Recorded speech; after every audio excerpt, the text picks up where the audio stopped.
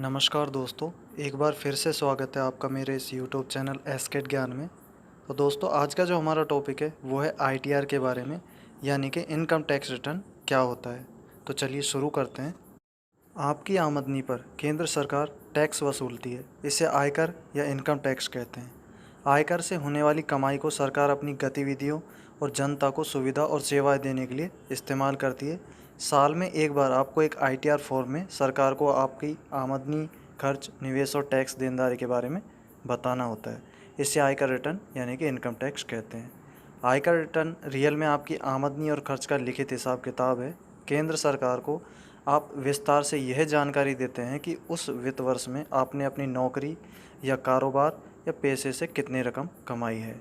इसके साथ ही इसमें आप सरकार द्वारा निर्धारित टैक्स बचत के विकल्प में निवेश करने, ज़रूरी चीज़ों पर खर्च करने और एडवांस टैक्स की भी जो है जानकारी दे सकते हैं। देश के कानून के हिसाब से आयकर रिटर्न हर व्यवसाय या व्यक्ति को भरना चाहिए।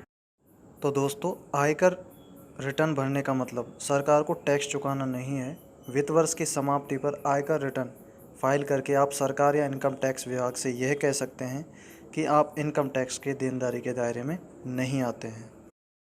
तो दोस्तों, अब बात करते हैं रिटर्न भरने और टैक्स चुकाने में क्या अंतर है। चार्टर्ड अकाउंटेंट सूरज गोयल ने कहा है कि कोई व्यक्ति अगर कर योग्य आमदनी के दायरे में नहीं आता तब भी वह आयकर रिटर्न भर सकता है। नियमित रूप से आयकर रिटर्न भरने से रियल में आप अपनी आमदनी का एक दस्तावेजी प्रूफ जमा कर लेते हैं, जो किसी वक्त अपनी आमदनी साबित करने के जो है काम आ सकता है। साथ ही उन्होंने कहा है कि लोन लेने या इस तरह की किसी भी अन्य ज़रूरत के वक्त आयकर रिटर्न आपकी आमदनी का सबसे भरोसेमंद स्रोत माना जाता है। अगर आपकी आमदनी टैक्स के दायरे में नहीं आती तो आपके लिए आईटीआर फाइल करना ज़रूरी नहीं है। अगर आप नियमित रूप से आयकर रिटर्न भरते रहते हैं तो इससे आपको कई फ़ायदे मिलते हैं। तो दोस्तों, साथ ही हम बात करते हैं जीरो आईटीआर के बारे में, यानी कि जीरो आईटीआर क्या होता है।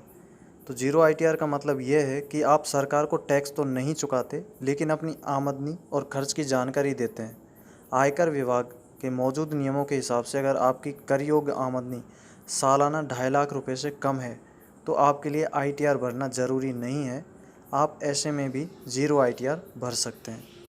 तो दोस्तों, अब बात करते हैं हमारी होने वाली सालाना इनकम में से हमें कितने % आईटीआर भरना होता है। तो जानकारी के लिए बताना चाहूँगा, यदि आपकी इनकम 2.5 लाख रुपए है तो आपको जो है आईटीआर भरना ज़रूरी नहीं है। और यदि आपकी इनकम 2.5 लाख 1 रुपये से 5 लाख तक है तो आपको 5% आईटीआर देना होगा। और यदि आपकी इनकम 5 लाख 1 रुपये से 7,50,000 तक है तो आपको 10% आईटीआर देना होगा। और यदि आपकी इनकम 7,50,000 1 रुपये से लेकर के 10 लाख तक है तो आपको 15% आईटीआर देना होगा।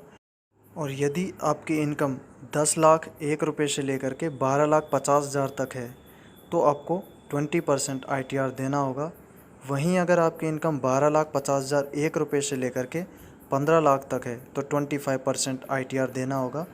और यदि आपकी इनकम 15 लाख या उससे अधिक है तो आपको 30% जो है आईटीआर देना होगा। साथ ही दोस्तों, बताना चाहूँगा कि गवर्नमेंट एज के अनुसार भी जो है टैक्स वसूलती है। इसका सिलेबस मैंने स्क्रीन पर दिया हुआ है, आप इसे पढ़ सकते हैं। आशा करता हूँ दोस्तों, आज का ये टॉपिक आपको समझ में आया होगा। मिलेंगे नेक्स्ट वीडियो में किसी नए टॉपिक के साथ। तब तक के लिए धन्यवाद।